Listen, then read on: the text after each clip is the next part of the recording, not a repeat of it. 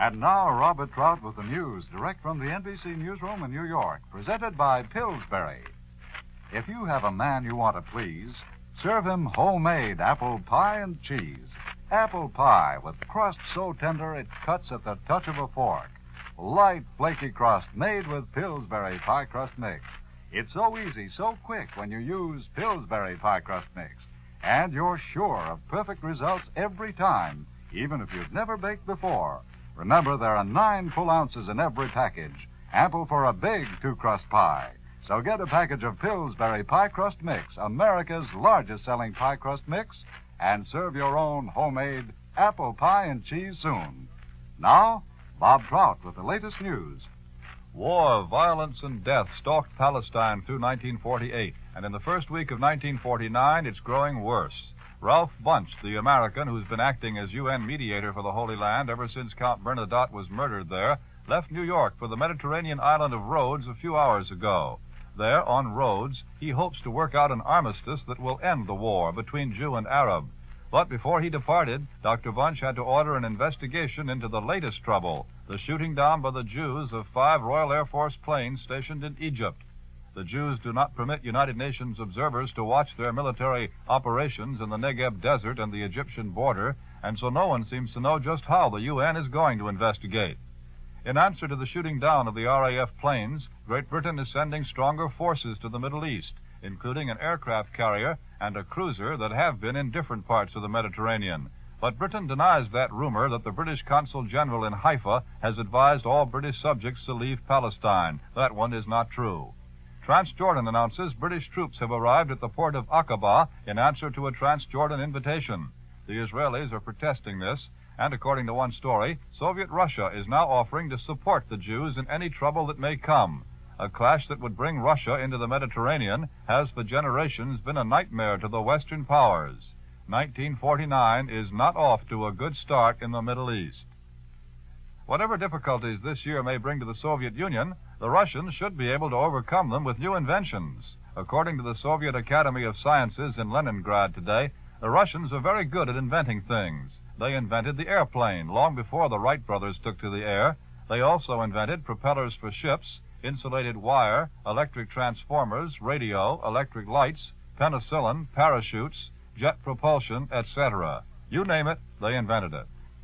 Pravda, the Communist Party newspaper in Moscow, doesn't like President Truman's address to Congress last week, says it's a smokescreen. There'll be no improvements in social welfare in the United States.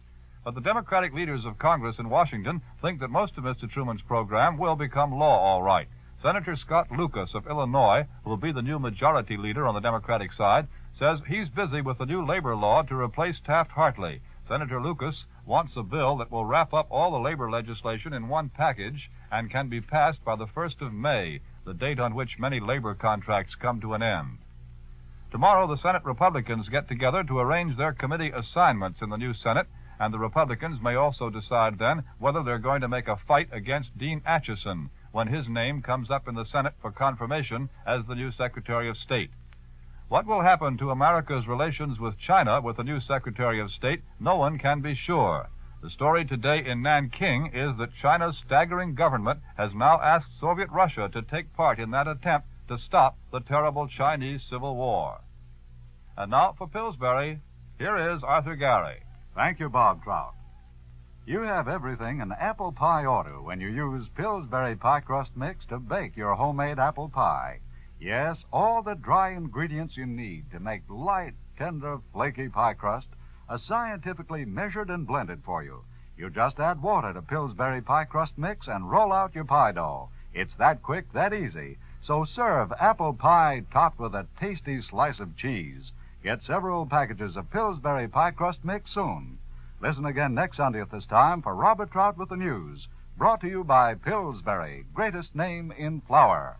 This is NBC, the National Broadcasting Company.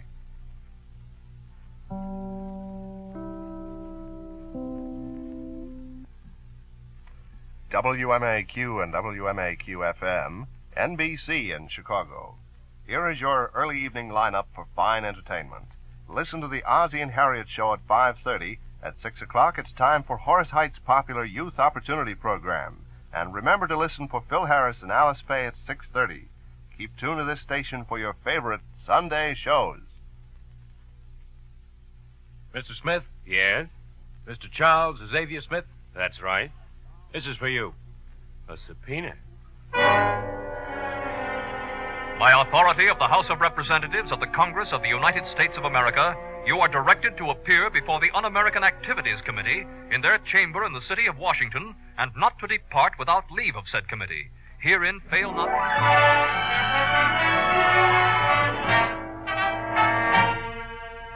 Living 1949. Brought to you each week at this time by NBC and its affiliated stations. Today taking its cue from Congress. Serves you with a subpoena to listen as it holds up its radio mirror to reflect the facts surrounding a legislative tool of our government. In a drama document entitled An Investigation into Congressional Investigation.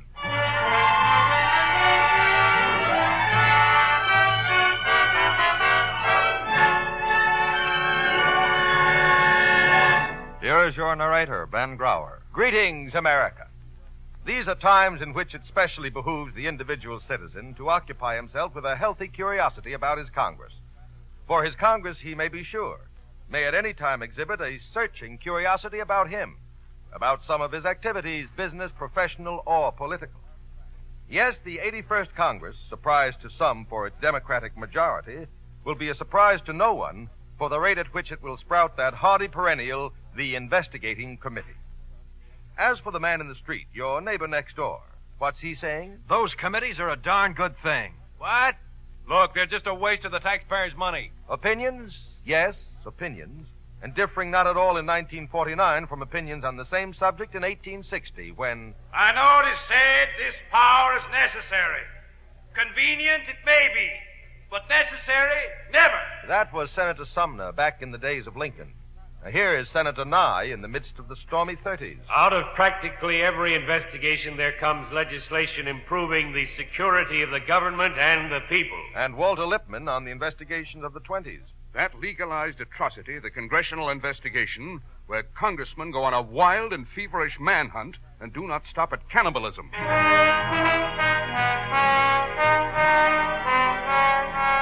But whether they are a legalized atrocity or a boon to the nation, the fact remains that congressional investigations are a subject that we dare not overlook if we are truly to reflect the world in which we live. What we propose to do, then, is to raise certain questions, adduce some authority and evidence, stimulate your own civic impulse further to investigate investigations, and then, in the spirit of free men, make up your minds.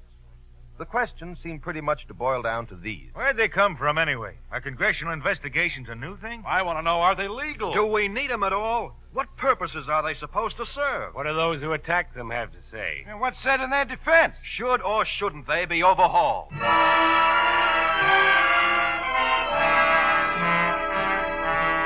Question 1.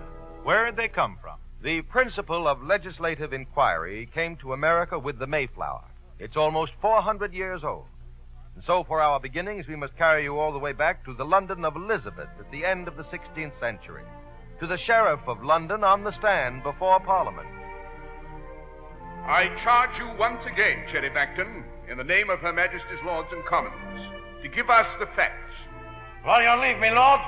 To my thinking, this is no proper matter for this body, and in no wise the Parliament's concerned. Sheriff Acton, it is our will that for thus by your silence, holding in contempt these her gracious Majesty's Lords and Commons, your person shall be confined within the Tower of London until you repent ye this defiance.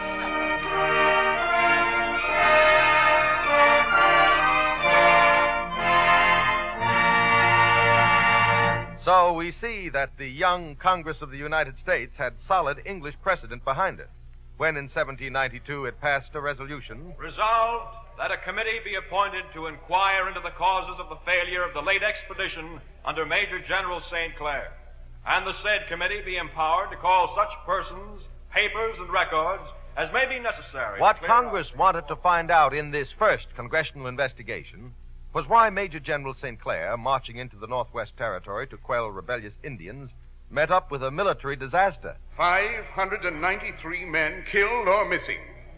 Now, General, this is what the committee wants to know. How could this happen? I had untrained troops, Mr. Congressman. I have nothing to lay to the charge of these new recruits, but their want of discipline. It was impossible that they should not have been confused at the first sign of the Indians. For I myself had 4 horses shot from under me.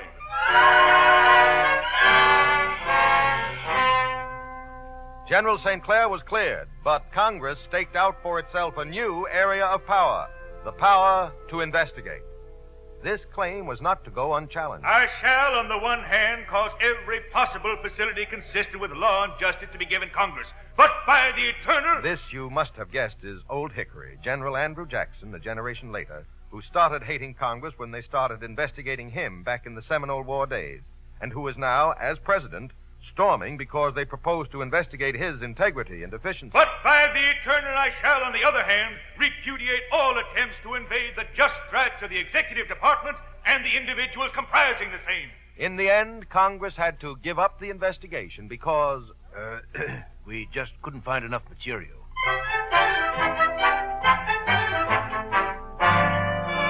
60 years later, in the investigation of President James Buchanan, lack of material was no problem.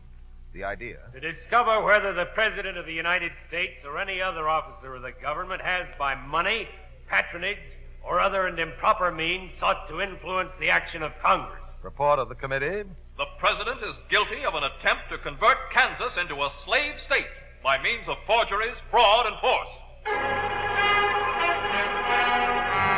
The wonder is, after this fiery report, that Buchanan was not impeached. It is said, however, the investigation contributed vastly to one result. Let's have an honest man for a change. Vote for Abe. Honest Abe. Honest Abe Lincoln. Yes, Buchanan's record, aired by the investigations of 1858, proved to be a great vote-getter for the man who came to the White House in 1860. So we can see why it is that someone said... The history of our country is written in the records of congressional investigation.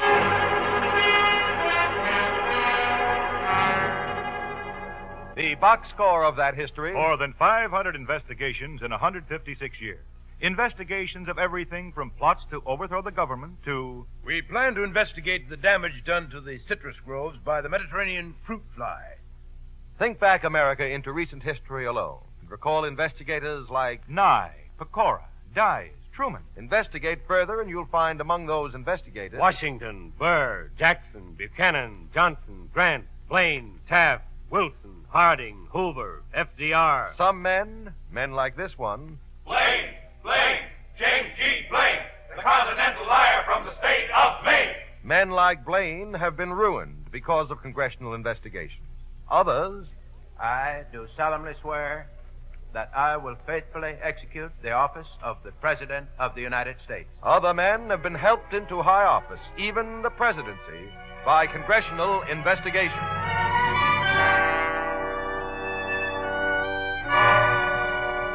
Now that we know where they came from, what was question number 2? I want to know, are they legal? I'll answer that, Mr. Grauer. Oh, sold.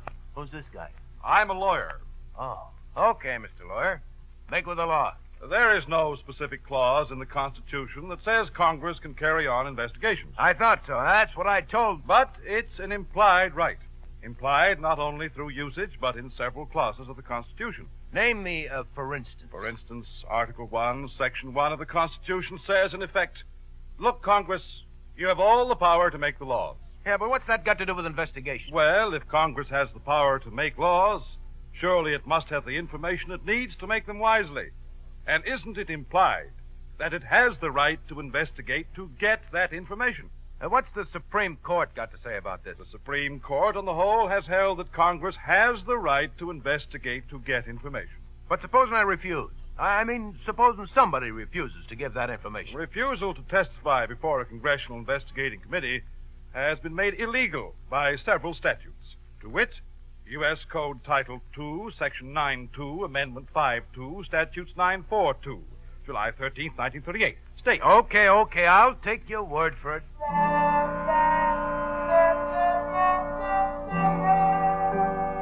It's clear, then, they are legal. Now, question 3. What purposes do congressional investigations serve? Most obvious purpose, to gather information to guide Congress in its job of lawmaking. Perfect example of a committee with such a purpose. The Pecora Committee of the early 30s. Many of you recall well the backdrop for these hearings. All summed up on the day the weekly publication Variety ran a celebrated headline. Wall Street lays an egg. Yes, the stock market crashed.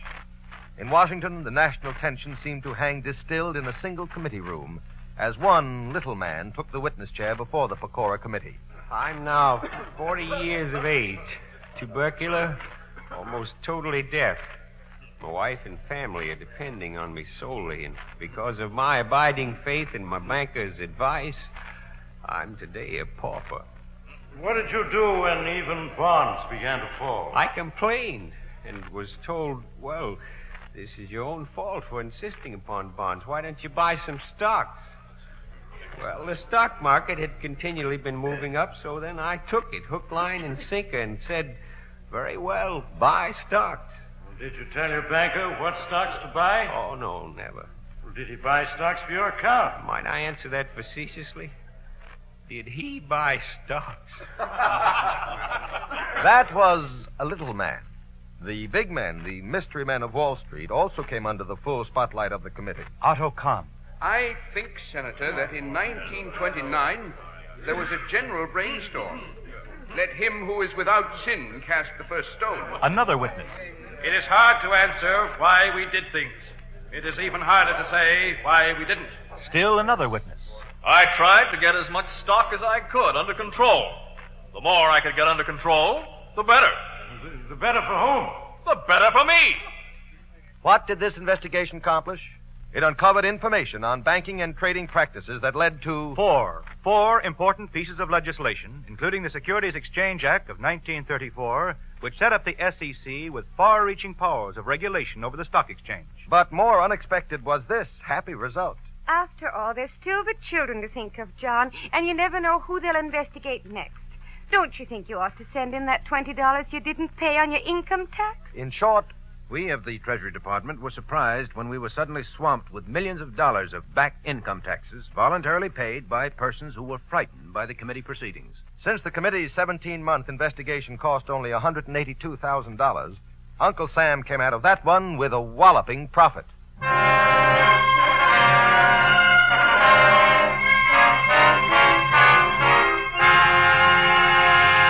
Another purpose of investigation. To supervise and keep tabs on the operation of the executive. That is, the president or his appointees. Perhaps a good example of this is the scorcher of the early 20s known as the Teapot Dome scandal, concerned with the selfish exploitation of our nation's oil reserves. It touched the lives of... the Secretary of the Interior, the heads of 2 large oil companies, and President Harding, who died shortly before the hearings began. At first, the public was apathetic, for, as many put it, you can't put $1 million in jail. But the committee was willing to try. Harry F. Sinclair, Oklahoma oil millionaire, was put on the stand. Sir, I do not decline to answer any question upon the ground that my answer may tend to incriminate me, because there is nothing in any of the facts or circumstances which does or can incriminate me. You've already sat in judgment on these questions and remitted them to courts of proper jurisdiction. Now, I shall reserve any evidence I may be able to give for those courts. Well, since you were last on this stand, Mr. Sinclair, we have had before us a copy of this contract. Will you tell us about it? I decline to answer on advice of counsel on the same ground. Since you were on the stand last, Mr. John C. Schaefer told us about an agreement between yourself and Secretary Fall under which Mr. Secretary was to receive from you a certain portion on the territory covered by the lease which you secured. Will you tell us about this matter? I decline to answer on advice of counsel on the same ground. Mr. Sinclair, now I believe in an earlier hearing you testified in answer to a question that you had in no way and none of your companies had in any way given or loaned anything to Secretary Fall. Now, is that correct? I decline to answer on advice of counsel on the same ground. But the general belief that the government had not the slightest chance to cancel the Teapot Dome lease and bring the wrongdoers to justice bit the dust. Valuable lands and oils were returned to the federal government, along with over $1 billion in back taxes. But not the least important result was proof that for contempt of Congress... Say, you can jail $1 million at that.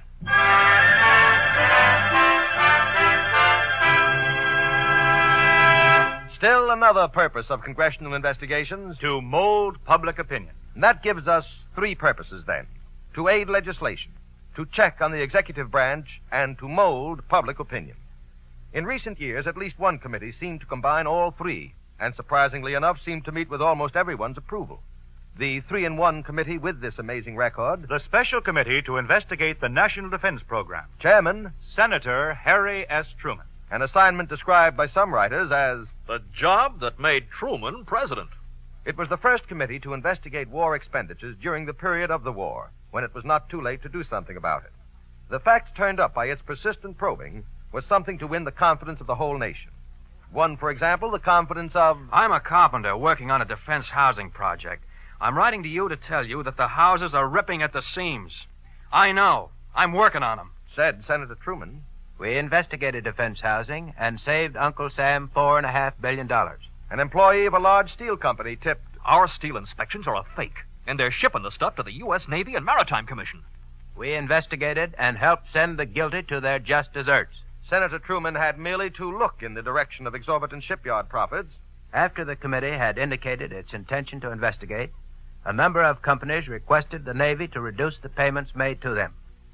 This ridiculous situation should never have been permitted in the first place. Said the Undersecretary of War, Patterson. Their recommendations were often irritating, but invariably constructive. Some of the very best features of our war programs had their origin from the investigations made by this committee. If every committee operated like the Truman Committee, then there'd be no need for our next question, namely... What, if anything, is wrong with congressional investigating committees? These are the charges commonly leveled against the investigative power of Congress. There's too much duplication. The committees are falling all over each other's spyglasses. True or false? Listen.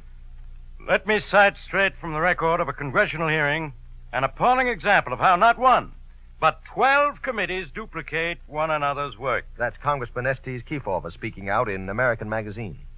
In a recent report of the House Committee on Interstate and Foreign Commerce, which is investigating the petroleum situation, the names of all the other committees investigating the petroleum are listed. These include the House Committees on Armed Forces, Merchant Marine and Fisheries, Public Lands, Banking and Currency, Expenditures in Executive Departments, and the Select Committee on Foreign Aid, and the Senate Committees on Interstate and Foreign Commerce, Banking and Currency, Public Lands, and the Special Committees on Small Business and Investigation of National Defense.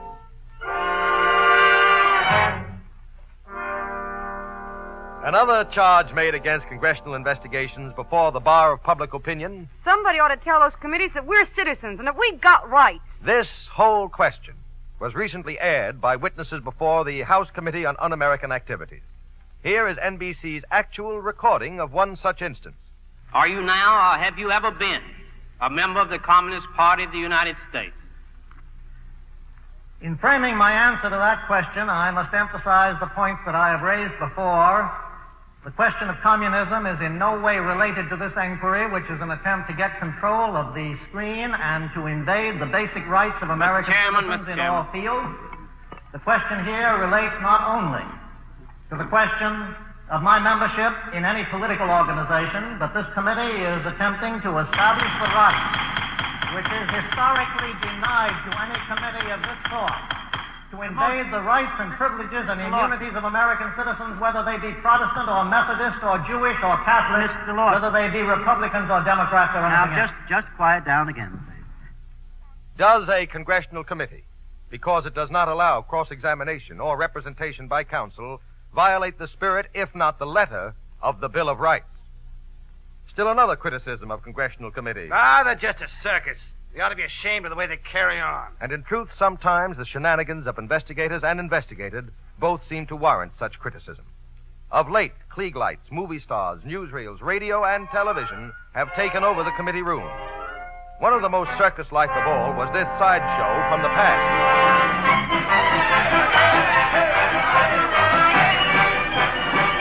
Ring, a Senate chamber where the Pecora Committee is about to convene. The performers, J.P. Morgan, to whom publicity was anathema, entering the ring to testify. As he seats himself, a press agent to whom publicity was not anathema plunks a midget, yes, a real, honest-to-goodness midget, upon the famous financier's lap. Excited, the photographers rush forward with cameras clicking and flashbulbs bursting as the following conversation ensues between Morgan and the midget. I've got a grandson bigger than you. But I'm older. How old are you? I'm only 20. You don't look it. Where do you live, little girl? In a tent, sir. Well, you have a very pretty hat.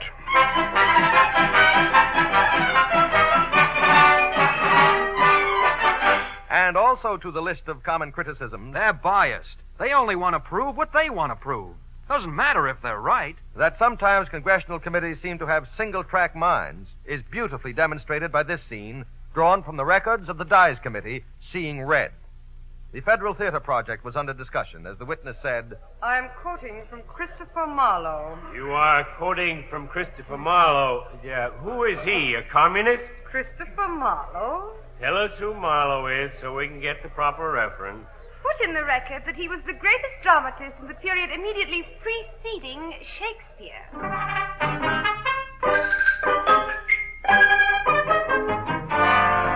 And final criticism for today. It's our politics. They're just after their name in the papers, especially around election time. Alf Landon, himself an investigation target during his presidential campaign, let go with both barrels. No legal hair splitting can hide the difference between an investigating committee that is out to get the crooks and one that is out to get the critics. And the voice of Mr. Landon is not the only one that has been raised in irritation at more than one congressional committee.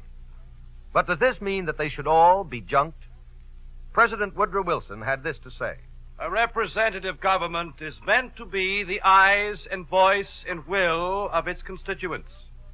Unless Congress have and use every means of acquainting itself with the acts and disposition of the agents of government, the country must be helpless to learn how it is being served. The informing function of Congress should be preferred even to its legislative function. If you hold with Woodrow Wilson, then, congressional committees often are and can continue to be a useful tool of democracy. The question seems to boil down to this. What can we do to improve them? One qualified observer, Robert K. Carr, professor of law and political science, tells us in the New York Times, we should use substitute agencies like the Hoover Commission whenever possible. Congress should amend their rules so as to curb some of the more erratic and extreme practices. Perhaps a code of fair procedures to govern the conduct of all such committees, such as a restrained use of search warrants and of contempt power, forbid testimony in secret sessions, and the release of statements and publication of documents which do not carry the approval of the committee majority. Well, citizens, what about it? In the last analysis, it is up to you. In 2 weeks, we face a new administration under a man who himself led one of the most successful investigations in congressional history. It is therefore both interesting and pertinent to hear the opinion of Harry S. Truman. In my opinion, the power of investigation is one of the most important powers of Congress. The manner in which that power is exercised will largely determine the position and prestige of the Congress in the future.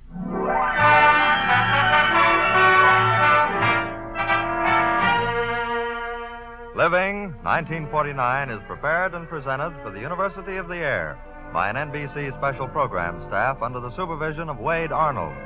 Lou Haslam writes the scripts, and music is conducted by Milton Cadams. This program is directed by Jack Cuney. We invite you to keep abreast of Living 1949 by listening next week to our drama document entitled Inside Inauguration.